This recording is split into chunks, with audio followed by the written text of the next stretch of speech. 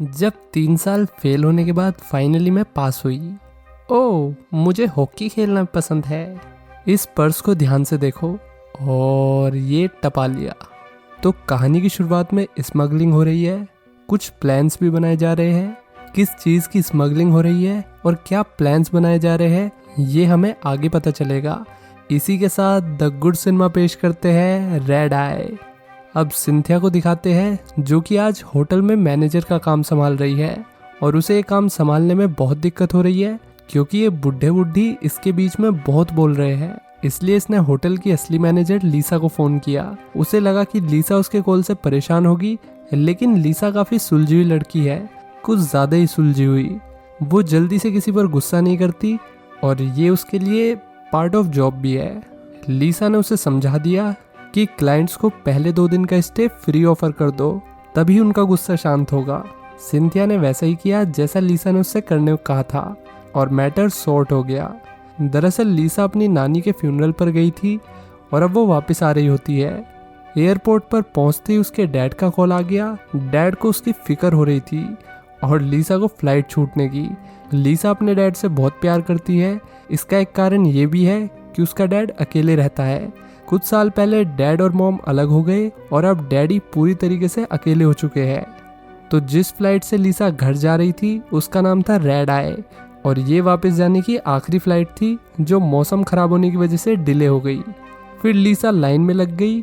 ये लाइन उन लोगों के लिए लगवाई गई थी जिनकी फ्लाइट डिले हो चुकी थी। यहीं एक आंटी लीसा के हाथ में जो बुक थी उसकी तारीफ करने लगी, तो लीसा ने वो बुक आंटी को ही दे दी। आंटी भी लाइक। फिर साइड वाला आदमी ज़्यादा ही जल्दबाजी सी दिखाने लगा और फ्लाइट स्टाफ के साथ बदतमीजी करने लगा, जिस पे लीसा ने उसे थोड़ा शांत रहने के लिए कहा, लेकिन फिर वो लीसा से भी उल्टा बोलने लगा। तब एंट्री होती है हमारे सिग्मा भाई की, जिसको आपने अभी तक नोटिस भी नहीं किया था। उसने बंदे को ठीक ढंग से समझा दिया और फिर वो बंदा तमीज से खड़ा रहा। इसी बहाने लीसा और जैक की बात हो गई। जैक को इंतज़ार करना पसंद नहीं है, इसलिए उसने लीसा से ड्रिंक के लिए पूछा, लेकिन लीसा को ये सही नहीं लगा, तो उसने ये कहकर बात टाल दी कि उसे कुछ फ़ोन कॉल्स करने हैं। जैक भी समझ गया और वो भी लीसा के प्राइवेट स्पेस में घुसना नहीं चाहता था। शुक्र है प्राइवेट स्पेस में ही। लीसा अगर उसके साथ चली जाती तो ज़्यादा सही रहता। ये सब तो नहीं होता कम से कम। लीसा ने अपनी गलती से सीखा और जैक के पास पहुंच गई। वैसे भी वो सिंगल थी और जैक उसे काफ़ी इंटरेस्टिंग लगा, वो भी पहली नज़र में ही। क्रिस्टोफर नोलन का भी यही कहना है जैक के बारे में। तो ये दोनों दोबारा मिले और जैक ने उससे पूछा कि उसके फ़ोन कॉल्स हो गए। फिर लीसा ने बताया कि वो नानी के फ्यूनरल पर गई थी। उसकी नानी की डेथ 91 की उम्र में हुई, जो कि काफ़ी अच्छी बात है, ऐसा जैक ने कहा। नहीं तो 90 तक जिंदा रहना काफ़ी मुश्किल है। फिर नाम की कुछ बात चलने लगी और लीसा को पता चला कि उसका नाम जैक रिपनर है, जो कि काफ़ी अजीब नाम था। जैक का भी ऐसा ही मानना था अपने सरनेम को लेके। इस पे जैक ने कहा कि मुझे सरनेम की वजह से लोग चिढ़ाते थे, इसलिए मैंने अपने मॉम डैड को मार डाला। Just kidding, just kidding. ए जी, आपका मजाक करने का तरीका काफ़ी कैजुअल है। तभी जैक का फ़ोन आ जाता है और वो एक्सक्यूज़ मी कह के वहाँ से चला गया। अब फाइनली प्लेन उड़ने के लिए तैयार था। लीसा की सीट थी 18B और गैस वॉट, 18A यानी कि बराबर वाली सीट पर भाई साहब बैठे हुए थे। अब ये तीसरी बार मिल रहे थे और कहा जाता है 3 तिगाड़ा काम बिगाड़ा, तो यहाँ भी काम बिगड़ने वाला है। जैक बड़ी हैरानी से पूछता है कि क्या तुम मेरा पीछा कर रही हो? Just kidding, just kidding. इसका ज़्यादा ही किडिंग किडिंग नहीं हो रहा? यही बच्चा पैदा करेगा के।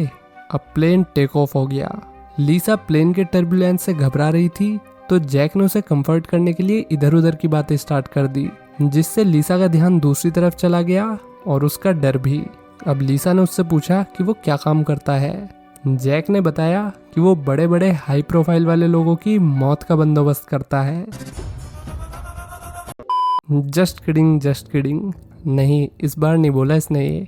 इस बार तो जैक काफ़ी सीरियस लग रहा है और ये ही नहीं बल्कि अगले काम के लिए उसे लीसा की ज़रूरत थी। ये सुनते ही लीसा नर्वस होने लगी। उसने लीसा से कहा कि उसे इस काम में उसकी मदद चाहिए और अगर उसने मदद नहीं की तो अच्छा नहीं होगा। ये सुनते ही लीसा स्टाफ को बुलाने वाली थी, मगर तभी जैक ने वहाँ उसके डैड का बटवा रख दिया, वही बटवा जो शुरू में चोरी हुआ था। जैक ने उसे बताया कि अगर उसने उसकी बात नहीं मानी तो उसका बुढ़ा बाप हाथ से जान धो बैठेगा, जान से हाथ धो बैठेगा। दरअसल लीसा के होटल में चार्ल्स कीव आने वाले थे, जो कि एक बड़े पॉलिटिशियन है। जैक चाहता था कि चार्ल्स कीव को कमरा बदलवा के 420 नंबर वाले कमरे में भेजा जाए, लेकिन लीसा ऐसा बिल्कुल भी नहीं करेगी, ऐसा उसने सोचा। हालांकि उसके बाप की जिंदगी दांव पे लगी हुई थी। उसने पूछा कि उसके डैड जिंदा है। जैक ने उसे तसल्ली दी कि मेरा शूटर सिल्वर कलर की गाड़ी में उनके घर के बाहर बैठा है, जब तक मैं नहीं कहूँगा तब तक वो कुछ नहीं करेगा। लेकिन लीसा को उस पर यकीन नहीं था और उसने डैड से बात करवाने के लिए कहा तो जैक मान गया। डैड ने जल्दी फ़ोन उठा लिया और वो एकदम ठीक थे। लीसा ने फ्लाइट अटेंडेंट को बुलाने वाला बटन दबा दिया था। जैसे ही वो आई उसने देखा कि लीसा रो रही थी। फ्लाइट अटेंडेंट ने उसे बताया कि प्लेन की टंकी पूरी तरीके से भरी हुई है, तो उसे रोने या डरने की बिल्कुल ज़रूरत नहीं। लेकिन लीसा इस वजह से नहीं रो रही थी, बल्कि वो तो इसलिए रो रही थी क्योंकि उसकी नानी का हाल ही में टिकट कटा है, ऐसा जैक ने कहा। ये सुनते ही फ्लाइट अटेंडेंट ने उसे सांत्वना दी और 13वीं की डेट पूछी। कैसी भुक्कड़ एयर होस्टेस है, ज़रूर कॉन्ट्रैक्ट बेस पे लगी होगी। फिर जैक ने उसे होटल फ़ोन लगाने के लिए मना लिया। तभी अगली सीट वाली मैडम वहाँ पर आ गई। उसे कुछ सामान उतरवाना था, इसलिए वो जैक को अपने साथ ले गई। जैक ने जाने से पहले लीसा से कहा कि कोई चालाकी मत करना। जैक के जाते ही वो बुढ़िया आ गई जो लीसा को एयरपोर्ट पर मिली थी। बुढ़िया उस बुक की बहुत तारीफ कर रही थी जो लीसा ने उसे दी थी। तभी लीसा को मौका मिल गया और उसने बुक पर लिख दिया कि उसके साथ वाला बंदा एक टेररिस्ट है। लीसा को लगा कि वो बहुत स्मार्ट है और जैक को उसकी इस हरकत का पता नहीं चलेगा। हालांकि जैक को सब पता है। नाक तोड़ दिए भैया जी। लीसा सो के उठी तो जैक ने उसे फोन करने के लिए कहा। अब लीसा के पास फोन करने के अलावा और कोई चारा नहीं था, लेकिन जब उसने फोन किया तो मौसम की वजह से लाइन डिस्कनेक्ट हो गई और वो ऐसी एक्टिंग करती रही जैसे कि वो बात कर रही हो। लेकिन जैक इतना भी पागल नहीं था जितना लीसा ने उसे समझ लिया। जैक ने उसे धमकी देते हुए कहा कि इस बार उसने अगर कोई चालाकी करने की कोशिश की तो उसका बाप उसकी नानी के पास पहुंच जाएगा।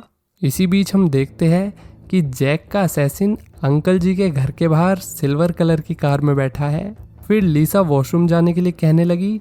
वॉशरूम के लिए तो जैक मना नहीं कर सकता, इसलिए उसने लीसा से कहा कि कोई चालाकी नहीं, जाओ टॉयलेट करो, फ्लश करो और हाथ धो के वापस आ जाओ। लेकिन जब जैक को फ्लश की आवाज़ नहीं आई तो वो खुद चेक करने अंदर घुस गया। अंदर तो लीसा ने शीशा गंदा कर रखा था।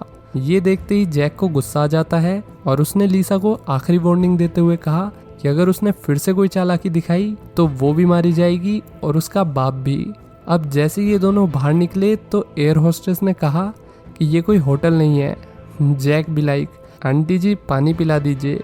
फाइनली लीसा ने फ़ोन लगाया और सिंथिया को मना लिया कि वो पॉलिटिशियन का रूम बदलवा दे। अभी तक पॉलिटिशियन होटल नहीं पहुंचा था।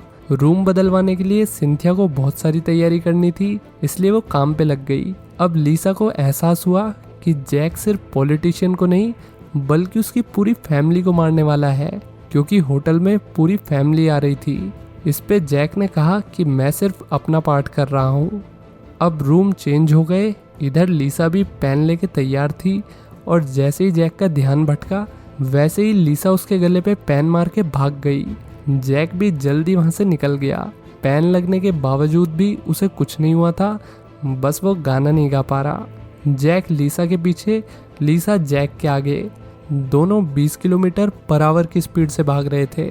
इधर हम शिप को देखते हैं जिसमें वो स्मगलिंग वाला सामान पहुंच गया। इस बॉक्स के अंदर सुनियो का नुनियो नहीं बल्कि शिजुका वाला बजूका था। लीसा फटाफट सिंथिया को फ़ोन करती है और उसे होटल खाली करने को कहती है।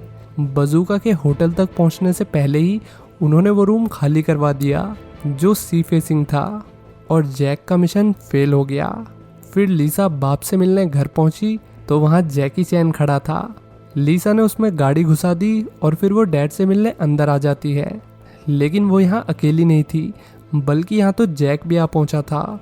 दोनों के बीच फिर से चेज हुआ, लेकिन इस बार लीसा ने जैक को जो पीसा मज़ा ही आ गया और लास्ट में उसके हाथ बंदूक लग गई हालांकि वो गोली नहीं चला पाई, लेकिन उसके बाप ने बंदूक हाथ लगते ही जैक को ख़त्म कर दिया। तो इस मूवी की हैप्पी एंडिंग हो जाती है और आप लाइक करके वीडियो की भी हैप्पी एंडिंग करवा दो और सब्सक्राइब भी कर देना अगर अभी तक नहीं किया है तो। चलिए मिलते हैं नेक्स्ट वीडियो में। Till then take care, bye bye.